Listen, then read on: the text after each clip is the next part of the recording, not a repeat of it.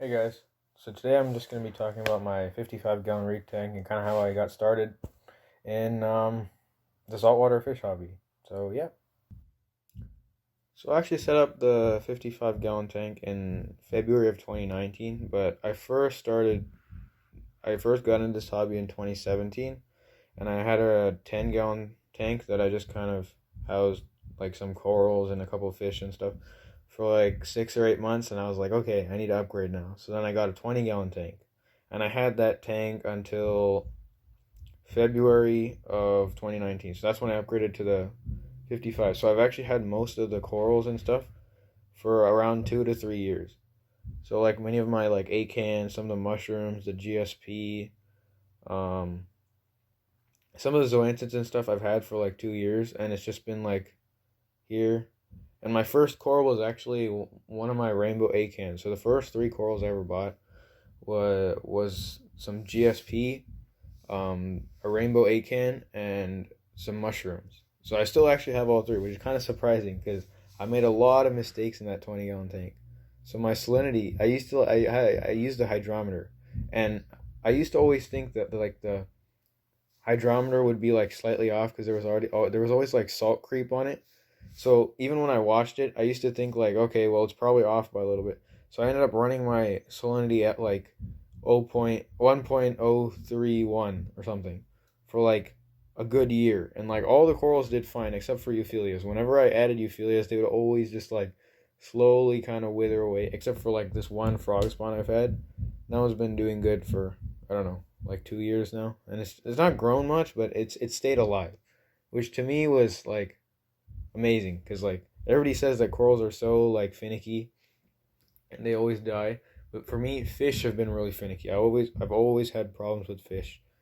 I always have problems. So now I just started quarantining. So I just kind of gave up on trying to add fish to the display without quarantining them because I always run into problems.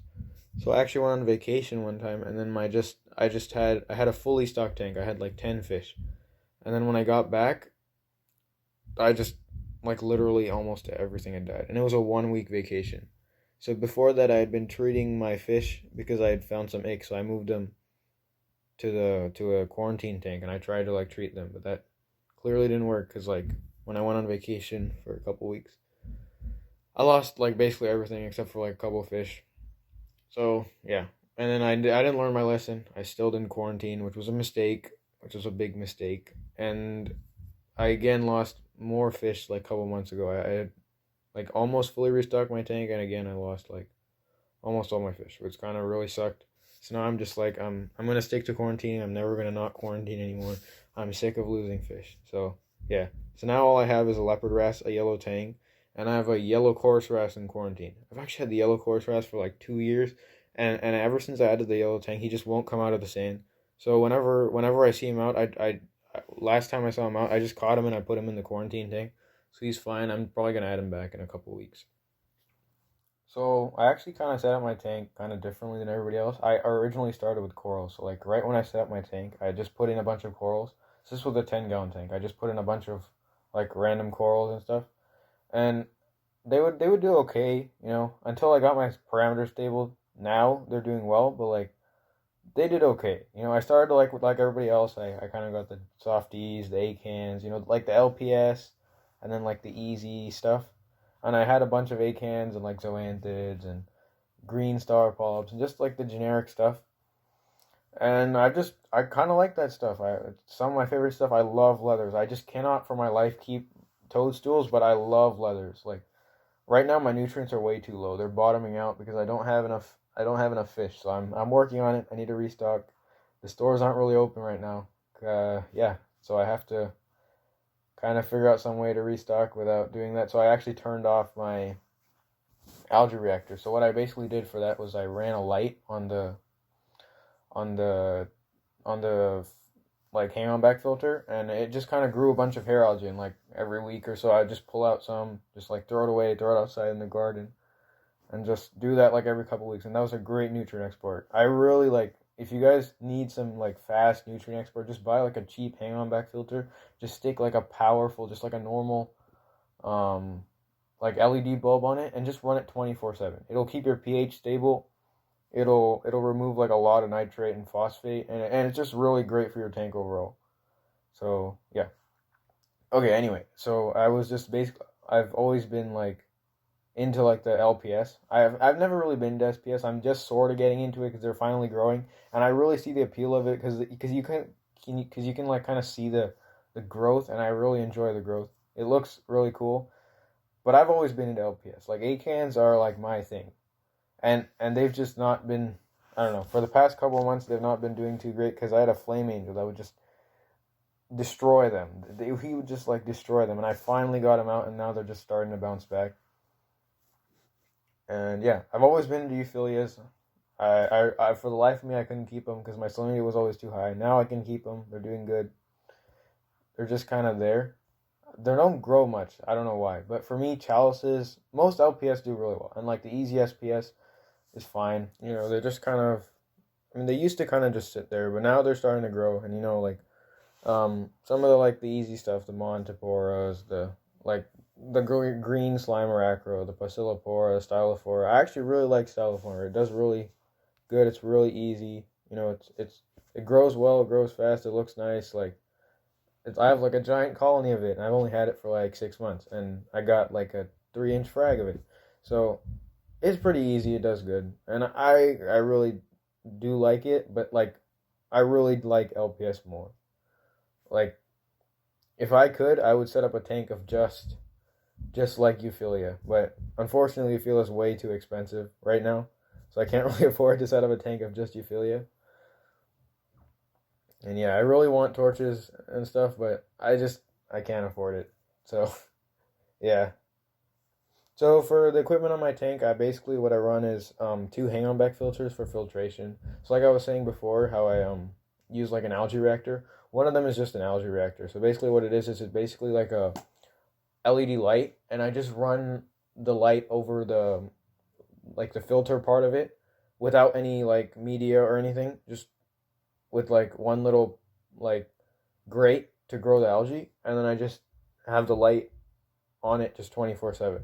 And what it does is it basically grows a bunch of hair algae, and it kind of outcompetes the algae within your tank. So basically, like instead of growing algae within your tank, it just grows it in the filter, and it works really good for me. It also kind of helps balance my pH during the night because it like what I've heard is it tends to drop during the night, and it kind of makes sense because there's nothing photosynthesizing, so like the pH is obviously going to go down. And yeah, it helps just lower my nutrients. My phosphates go down, my nitrates go down, and yeah, it's just really good for the tank. So the other filter, I just run just like normal filter socks in it just to kind of make the water clearer. It doesn't really serve a purpose. It's kind of useless to be honest. It just kind of provides flow and sucks out like like the small debris and like weird like little particles that don't look nice in your water. So I also have a 150 watt heater. You know, it's just a standard like normal heater. I don't really know. It's just like a random brand. And I also have like a random brand like power head. It's just one of the Chinese brands, a cheap power head. You know, honestly, I should get a more tunable power head. I don't really like the one I have right now because it's a little bit too strong for my tank. So what I do is I like clog it up with like the little. I just let it get clogged so I don't clean it, and it just like lowers the flow enough where it's like pretty good for me. And for lights, I have so from I just have one Ocean Revive T247. I really need to buy a new one, another one, because two of them would be like really good on that tank. But right now I'm running just a random like um. Let me see what light is it. It is a Kingbo. It's just a 18 watt Kingbo light, and I used to run that on the 20 gallon tank. So I just was like, okay, you know what? I'll just move it up to this tank. So I've kind of been stuck with that light. Honestly, that light kind of sucks. It's good enough for like the really like in a shorter tank, so not like a super tall tank. It's strong enough for like like acans and zoanthus and stuff. But like in a taller tank, it's not gonna cut it. So I need to invest in another Ocean Revive. So I actually really like the Ocean Revive. After I put that light on, the colors, growth, just like everything overall is just so much better. Like it's not one of the like the best lights out there, but I like it. It's tunable enough. Like I can change the spectrum like blue and white, and it's good enough for me. Oh yeah, like the equipment I run, it's not the best, but it works for me. Like for me, the I like getting my hands in the tank. I like kind of doing maintenance because it helps me keep more in tune with my tank. It helps me like make sure everything's going well. It makes me look at the tank every day, and I kind of enjoy that because it's more fulfilling. Like if you do work and you get the reward of, oh yeah, you have a nice looking tank now. Kind of like it's more fulfilling for me, and I really enjoy it more, which is why it works for me. Also, the equipment is more cheap, so that's the main reason why I feel like if I got higher quality equipment, I would probably get better growth. I would probably get like have to do less maintenance. But like at this point for me, it's better if I have like the cheaper, lower quality equipment. And yeah, so right now, as I said before, I have a yellow tang, a yellow chorus wrasse, and a black leopard wrasse. So like ideally, I would like probably around like 12 fish. That's probably too much, but I think my tank can handle it. So I'd probably want like a Royal Grandma, definitely a pair of clowns, like 3 or 4 more wrasses, and then I should be done. So like I think 12 fish is like the max for me. Uh, yeah, I'd probably add that over the next couple months. Maybe a dwarf angel or something. I really like multi-bar angels, so I'm looking for one. Yeah, so the corals in my tank, it's just kind of everything's mixed. It's just like everything. I just don't like the super big like elegances and stuff. Like you probably will never see me get one of those because it'll just sting everything around it, and that for me is like a problem because that I keep everything way too close because right now my tank isn't set up correctly because it doesn't have enough light in certain areas. So like everything is like crammed in the middle section. So I need to do that. And for sand, I have the Fiji pink sand. So I have 40 pounds of that in the tank, and I have a bunch of live rock. I purchased just live rock from my local store. I think I have around like 40 or so pounds of live rock in the tank. And I run my alk at 8.5, I think. And then my calcium is 450 or so.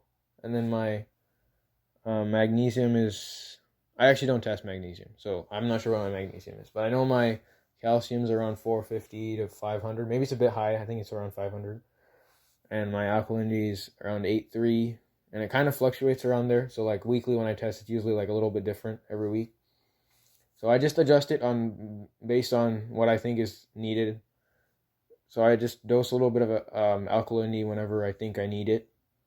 Like when I test and it's a bit low, I add a little bit, or I water change. So it's kind of just like I don't have a specific like routine that I do. I just kind of go based on the numbers and like how I do it. If I had a routine, it would be so much better. Like I would have so much more success if I had a routine, but like I don't, and it works for me. And I think that's what you guys should do. Like you should do what works for you. I think that's the most important thing. If you like follow someone else who's just like they're not the same as you, so you might not have the same schedule as them. You might have a much more free schedule or much more like busy schedule, and you can't do the same thing as them. So I just do what works for me, and I think everybody should do what works for them because the same thing's not going to work for 2 people. Like it's just not going to happen. And yeah, so as you guys can probably like see, I have a bunch of this like weird macroalgae. It's like a really thick, like matte macroalgae. I don't even know what it is. It's just like infested like everything. I also have bubble algae. I also have aptasia, and those were all kind of mistakes with me not like paying close attention to like where I bought stuff from and what I got in the tank. So like I could get rid of it. I could get rid of it like Vibrant or something. I just haven't done it yet because it hasn't really been too much of an issue. Like it's an eyesore, but it's not that big of an eyesore. Like hair algae, like I cannot stand hair algae. But this, it kind of looks natural, so I just let it be. Like I feel like too many people worry about like the exact pristine look of a tank, and it kind of ruins it for them because they're like, oh no, I have this small little thing that's like so bad. So then it just ruins like their whole perspective of the tank because they get annoyed, and I feel like sometimes it causes people to just quit because like the sandbed might look bad for like a couple days or something. They're like, oh no, it's horrible. And I don't really have that problem because I just kind of let it go. Like, I mean, it's there. Obviously, it doesn't look good. I would be happier if it's gone. But like it doesn't cause me as much of a problem to like leave it there. I don't really care that much. It's just like it looks natural. My tang loves eating it, and eventually it'll go away. That's the thing for me. Like eventually, if I just keep doing maintenance and stuff, and if I really want to, I'll just get rid of it. But it just kind of stays there. The one thing that really annoys me is when the aptasia gets in the middle of like zoanthid heads. and I cannot get it out. And that's when I actually have to do something. That's when I have to like glue it shut or like lime juice or something. I have to like try to get rid of it. But if it's just like there on the side, like in the back of your tank or something, then I don't care. I just leave it, and which kind of reflects because it shows like I have a bunch of it everywhere, and it's just like, yeah, it's just kind of there. So in the future, I'm probably going to be getting more into like more SPS. Definitely, I'm trying to get into acros and stuff. Right now, I have one beach Vermontipora. That's like the only high end SPS that I have, and it's growing really good. Like I got it during the Coral Farmers Market in February of this year. So like, what is that? Like 2 months ago. Yeah, like two. Yeah, like about 2 months ago, basically, and it's growing really well. Like, I got it was like a fresh cut piece, and now it's finally encrusted and it's growing nicely. It looks good, and I do enjoy it. I'm not gonna lie. Like, I do enjoy that piece much more than like the standard red Montipora. It looks a lot nicer, and I mean, it wasn't too expensive either. I think I paid like $30 for it or something. It was a good deal.